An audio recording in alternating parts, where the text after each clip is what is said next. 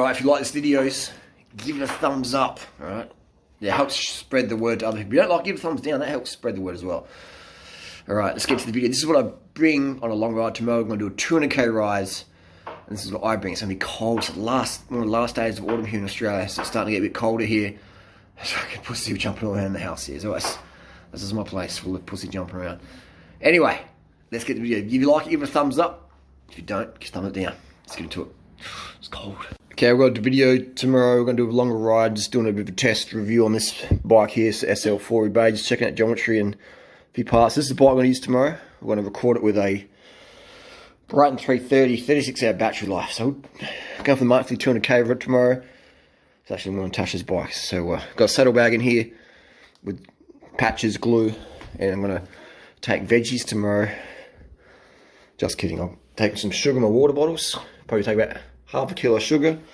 So I've got to have nutrition, have water with me. It's going to be cold tomorrow, so yeah, clothing. And I've got some vegan lollies here, so I'll take half a kilo of those as well. So try and have a kilo of sugar with us tomorrow. Let's have a look. We're going to use mountain bike shoes. And these are midfoot cleat. Some more power, better for endurance, less calf fatigue if you're a runner. Gloves, I'm going to need warm gloves tomorrow. I've got neoprene. These are some water ski gloves, water sport gloves. Booties, keep your little tootsies warm. Got the Nicks here. These are my bike shorts. I prefer these over bibs because bibs just cut into your shoulders and restrict your breathing. So these are also lighter as well. Bibs are heavier. They restrict your breathing. You lose watts with bibs. Shorts are about 10 watts faster. And got a little face mask there as well in case it gets really cold in the evening if I'm out late. We're going to have lights using a night flux.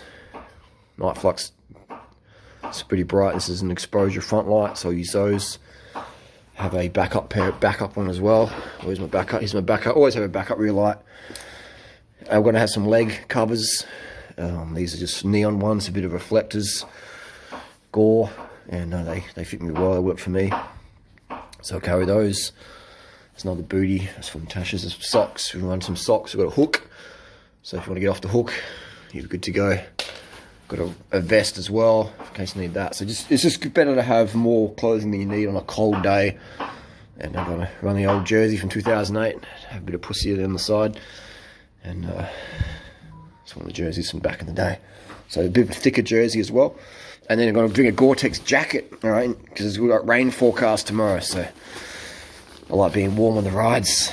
And see what I'm doing with layers. I'm wearing a lot of layers tomorrow, so then I can, if I'm too hot or cold, I can add or subtract really easily. You know, so that's a really good one to do. And this is a Gore-Tex jacket I got back in 2001 when I was living in London and racing in UK and stuff back in 2001. So it's really good. I love this jacket because it's the hood you can put under your helmet. It works really well. It's got pit zips on the climbs. You can let a bit of heat out if you need to. But and it's got a little flap here as well. All right, so. But we won't really need the flap too much tomorrow because we're going to run all this in a Rock Bros bag. And this is the Ortlieb competition. Ortlieb's about 250 bucks. These are about 75 bucks on eBay. So yeah, I'm going to run it all in this. And this acts as like a fender. It goes over the rear wheel, just like that. Yeah, so it's a big fender for the back. So really good. Also, I might even pack this.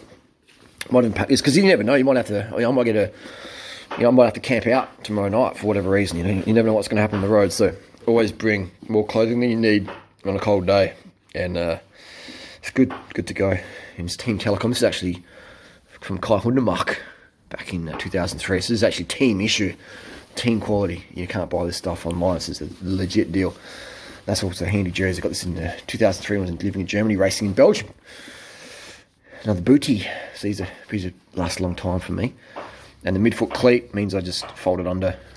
So there you go. That's what I pack on a long ride when it's cold. It's a lot of clothing, isn't it? A lot of clothing because you just never know what you'll need. These bike packing bags just make it so easy, you know. Put food in there, clothing. I hate having my jersey stuffed. I love nothing in the jersey pocket, everything in the bag, and then adds a little bit extra weight to your bike. But that's okay because it's just, you know, bike packing, and it lets your body adapt to having a bit of weighted saddle partitioning there. There you go, that's the deal. And wheels we're on different sort of wheels tomorrow, and I think they're on the Envies, and see how we go. Thanks for watching. What do you bring on your ride? This is what I bring on mine, and stuff's all in the bag. It's just out the way. So I'm going. It's like I'm moving house, isn't it? A lot of stuff, clothing and lights. Always want to have lights, all right, gang? Always have lights, man. If you're going to do a long ride, you might be at the dark, have one light and have his backup light in case one. You know, safety first, man. Safety first. Be visible as well, you know. Be seen, be seen, be seen, man. All these colours are bright. Okay, I'm going to use a neon helmet as well. Where is it? On the rack, I've got to use that laser there, so nice and neon, so be seen. Because the bike can't really be seen, but everything else we can be seen. There we go. Actually, I'm going to have that backup light as well. You know, 3 lights, because you never know. There you go. Okay, that's how it rolls, like that. Sorry. So you see if it rains tomorrow, we've got a big ass fender. Got to be reflective in there as well. So the water's going to hit that. Whoosh. So they're getting that rooster tail out the back of your crack. I hate that feeling. All the sand, your grit, and your gooch. So it's a big fender there. Fantastic. Fantastic. It's full of clothing. There we go. It's rock and roll. Rock and roll. So Harley, why don't you ride one of your bikes? Why don't you ride a Pragma bike tomorrow? Well, I just wanted to do, I'm going to sell this frame. I just want to do a 200k ride before I sold it. Just cause, you know, just cause. And yes, it's a good bike, man. It definitely goes good. It's not as light as my Pragma glycogen, but it still feels, you know, still a very nice bike. But yeah, that's where my experience comes from, is owning a lot of bikes, riding even more bikes, and I can give you my honest, unbiased opinion. These bikes are great, but for the money they cost, you can't even buy these anymore. Brand new, this is the SL4, you know, the best one they ever made in Roubaix, in my opinion.